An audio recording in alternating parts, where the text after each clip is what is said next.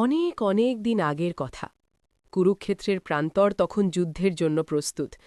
একদিকে কৌরবদের বিশাল সেনাবাহিনী, অন্যদিকে পাণ্ডবদের আত্মবিশ্বাসী দল।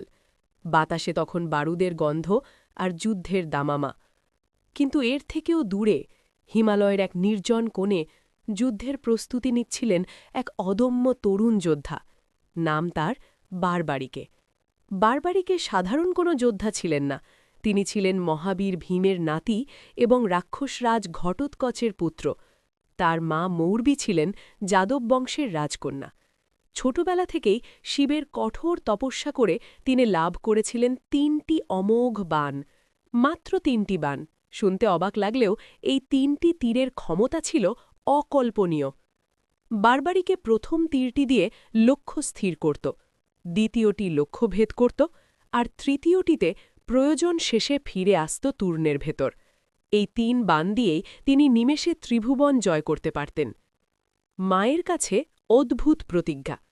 যুদ্ধের খবর পেয়ে বারবারিকের রক্ত টকবক করে ফুটছিল। তিনি মায়ের কাছে গিয়ে বললেন, মা, আমি কুরুক্ষেত্রের যুদ্ধে যেতে চাই।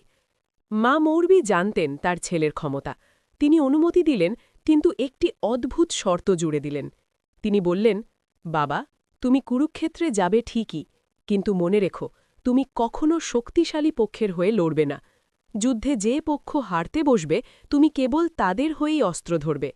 তুমি হবে হারে কা সাহারা, যার বাংলা অর্থ পরাজিতের ভরসা।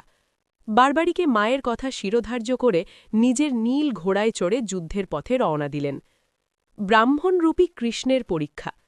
বারবারিকে ঝড়ের বেগে এগিয়ে চললেন, কিন্তু পথে হঠাৎ বাধা। এক সাধারণ ব্রাহ্মণ পথ আগলে দাঁড়ালেন। এই ব্রাহ্মণ আর কেউ নন, স্বয়ং শ্রীকৃষ্ণ।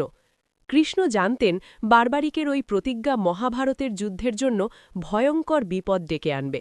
কারণ পাণ্ডবরা প্রথমে দুর্বল থাকবে, তাই বারবারিকে তাদের হয়ে নড়বেন। তার বাণে কৌরবরা দুর্বল হয়ে পড়লে প্রতিজ্ঞা অনুযায়ী তিনি আবার কৌরবদের দলে যোগ দেবেন। এভাবে তিনি একাই পেন্ডুলামের মতো দুই পক্ষের সবাইকে মেরে ফেলবেন। ব্রাহ্মণবেশী কৃষ্ণ বারবারিকেকে প্রশ্ন করলেন, মাত্র ৩টে তীর নিয়ে তুমি এত বড় যুদ্ধে যাচ্ছ? বারবারিকে বিনীতভাবে বললেন, ঠাকুর, আমার একটি বাণই পুরো সেনাবাহিনী ধ্বংস করার জন্য যথেষ্ট। কৃষ্ণ মুচকি হেসে বললেন, তাই নাকি? তবে তোমার পরীক্ষা নেওয়া যাক। ওই যে দূরে অশ্বত্থ গাছটি দেখছ, এক বাণে ওর প্রতিটি পাতায় ছিদ্র করে দেখাও দেখি। বারবারিকে ধনুকে টঙ্কার দিলেন। বাণ ছুঁড়তেই শন শন করে সেটি গাছের প্রতিটি পাতা ভেদ করে ফেলল। কিন্তু বাণটি ফিরে না এসে কৃষ্ণের পায়ের কাছে ভনভন করতে লাগল। বারবারিকে অবাক হয়ে বললেন, ঠাকুর, পা সরান, আমার বাণ লক্ষ্য খুঁজছে। আসলে চতুর কৃষ্ণ একটি পাতা নিজের পায়ের নিচে লুকিয়ে রেখেছিলেন। বারবারিকের বাণ সেই লুকানো পাতাটিও খুঁজে বের করেছিল। এক মহান ত্যাগ। কৃষ্ণ এবার নিজের আসল রূপ ধারণ করলেন। তিনি বারবারিকেকে বোঝালেন, বৎস, এই যুদ্ধ মানেই সৃষ্টি বিনাশ। ধর্মরাজ্য প্রতিষ্ঠার জন্য আজ এক মহা বলিদানের প্রয়োজন। আর সেই বলিদান কেবল তোমার মতো মহাবীরই দিতে পারে।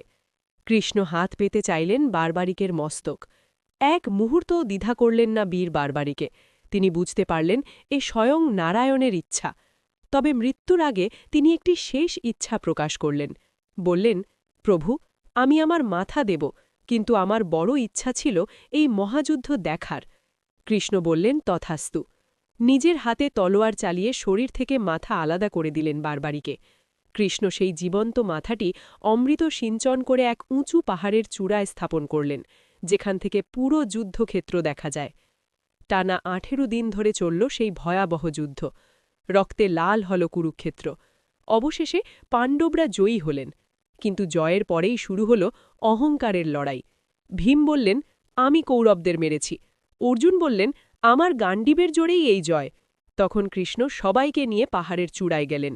জিজ্ঞেস করলেন, হে বারবারিকে, তুমি তো সব দেখেছ, বলো তো, এই যুদ্ধে আসল বীর কে?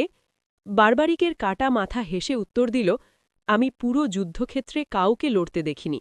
আমি শুধু দেখেছি একদিকে শ্রীকৃষ্ণের সুদর্শন চক্র পাপীদের মুণ্ডচ্ছেদ করছে, আর অন্যদিকে দেবী দ্রৌপদী মহাকালী রূপে সেই রক্ত পান করছেন। ভীম বা অর্জুন, তোমরা তো কেবল নিমিত্ত মাত্র ছিলে। পাণ্ডবদের মাথা লজ্জায় নত হয়ে গেল। শ্রীকৃষ্ণ বারবারিকের এই সত্যবাদিতা আর ত্যাগে মুগ্ধ হলেন। তিনি বর দিলেন, হে বীর, আজ থেকে কলিযুগে তুমি আমার নামেই পূজিত হবে। জগৎ তোমাকে চিনবে শ্যাম নামে। সেই থেকে আজও রাজস্থানের খাটু শ্যাম মন্দিরে লক্ষ লক্ষ ভক্ত ভিড় করেন সেই মহান বীরের চরণে, যিনি কেবল পরাজিতদের জন্যই লড়তে চেয়েছিলেন।